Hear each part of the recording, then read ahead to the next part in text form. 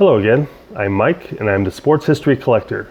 Today we feature an unusual piece of baseball history featuring Ken Johnson and his strange and forgotten no-hitter.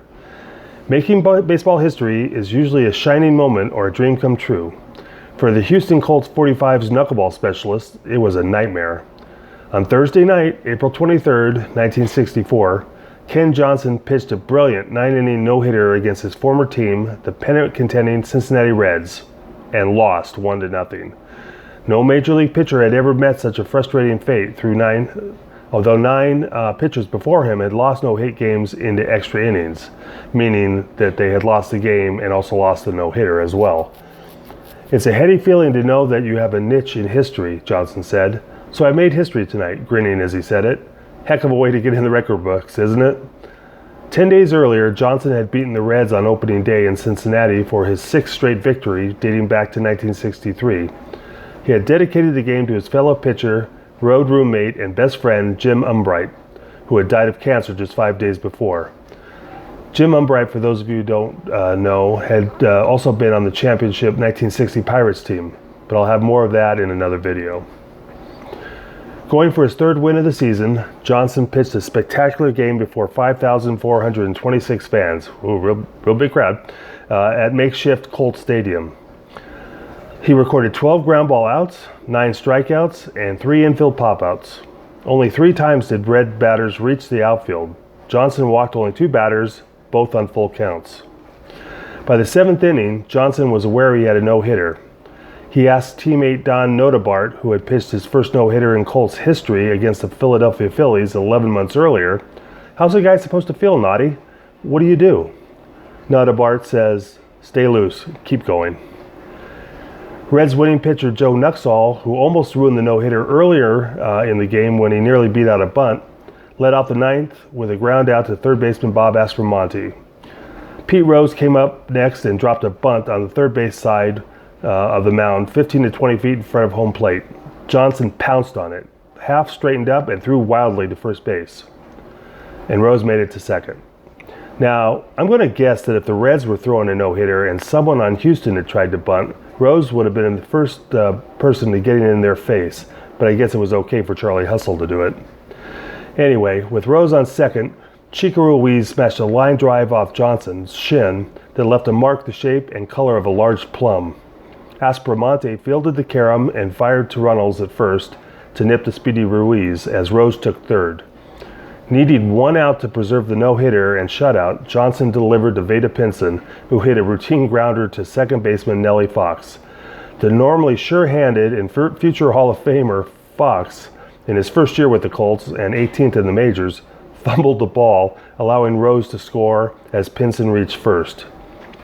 Fox was in tears for making the error that caused Johnson to make history by losing. He approached Johnson in the Houston dressing room immediately afterwards. "Ken, I'm sorry I had to mess that up," Fox said. "Don't feel bad about it, Nellie," Johnson replied as he put his arm around Fox's shoulder. "I put the guy on myself. I came up throwing. A good throw would have nailed him. I'm guessing myself, I'm guessing today's players wouldn't have been so good-hearted as Ken Johnson."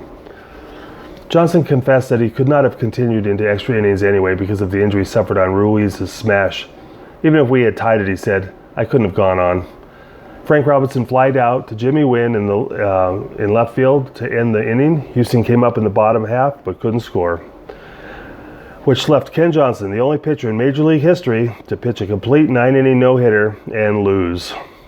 For my collection, I have 2 Kenny Johnson cards. The first is a 64 Giants card. I love everything about this set, and on this card it's especially cool that the no-hitter is mentioned on the back.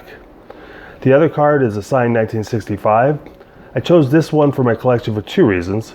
1, it also mentions the no-hitter on the back, and 2, Mr. Johnson had a knack for always personalizing his cards when he signed them. You would think that since Mike was the most popular name from my era, that I would have been able to find one, but it was not to be. I did find one signed Richard, to Richard, which is part of my last name, so I settled for that. Well, I hope you enjoyed the story of hard luck Kenny Johnson and his no-hitter in a losing effort. I'll talk to you soon.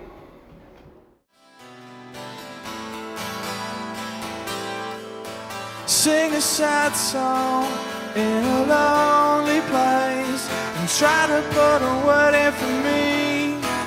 It's been so long since I found a space. You better put in 2 or 3. We as people are just walking round. Our heads are firmly fixed in the ground. What we don't see, well, it can be real. What we don't touch, we cannot feel.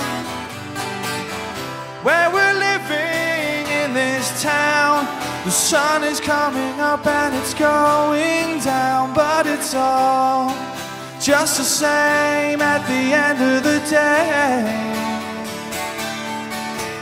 And we cheat and we lie. Nobody says it's wrong, so we don't ask why, 'cause it's all just the same at the end of the day. We're throwing it all away, throwing it all away. We're throwing it all away at the end of the day.